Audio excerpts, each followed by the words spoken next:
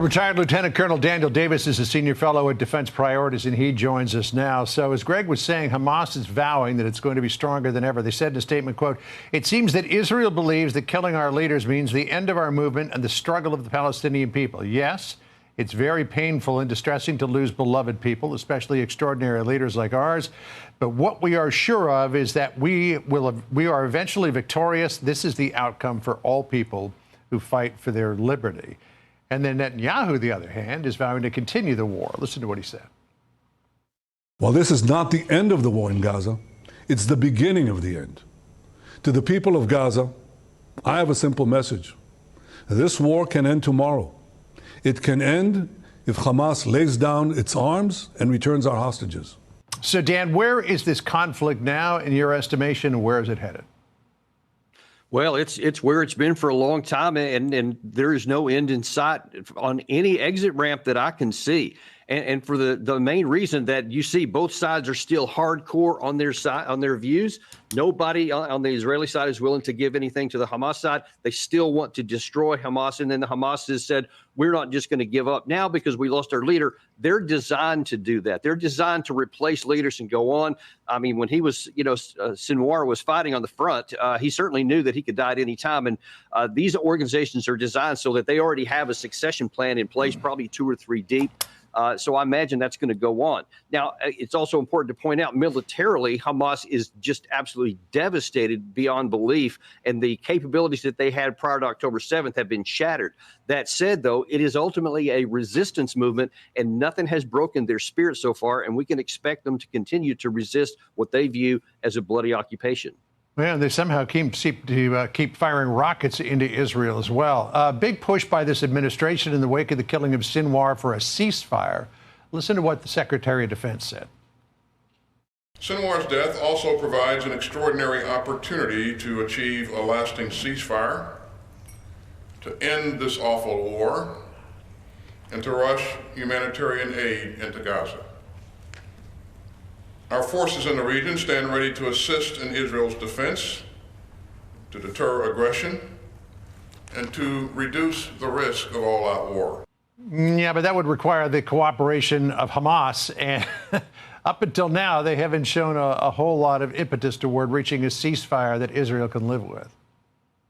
Well, yeah, and you see the hard positions. I mean, that's a made-for-TV comment there from the Secretary of Defense. There's no opportunity here because Israel is not willing to meet the core requirement for the Hamas side, which is the withdrawal of all forces from the Gaza Strip, and the Israelis are not willing to give in on their core issue, which is the release of all the hostages first. So both sides are dug in, and the war is going to continue on. Now, the bigger issue is he alluded to there, and you showed at the top of this show that President Biden apparently knows when Israel is going to launch its next strike against Iran. So this thing could expand beyond the borders pretty quick. Yeah, and in terms of a ceasefire, we talked with Michael Oren, the former Israeli ambassador to the United States, yesterday, and he said that this idea of a ceasefire might seem easy to some people, but it's a lot harder than that because who knows what's going to happen in the wake of Sinwar, that Hamas could become even more militant. Listen to what he said. Well, we can't be overly sanguine. Here's the rub. We know that when we eliminated Hassan Nasrallah, the head of Hezbollah, and then eliminated the 2 people who replaced him, it didn't change Hezbollah's policy at all. Matter of fact, Hezbollah fired 300 rockets at the Galilee just today. So we don't know who's going to replace Sinwar. It could be someone who's actually more radical than he is. We have to be prepared for that opportunity too, for that possibility as well.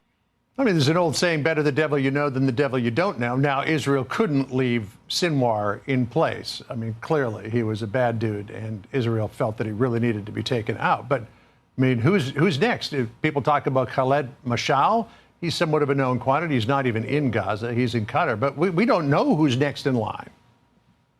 Well, yeah, and obviously Israel had no choice whatsoever. I mean, he was the architect of the 10/7 attack, and by all rights deserved to meet his just end, which he did.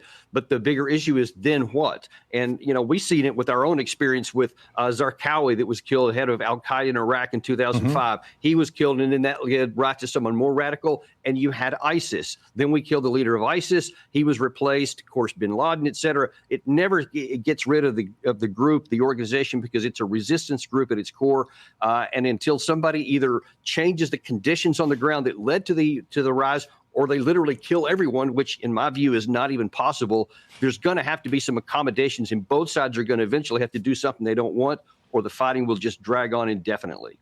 Well, there's no sign that that's going to happen anytime soon, despite what this administration would like to see happen. Dan, great to talk to you.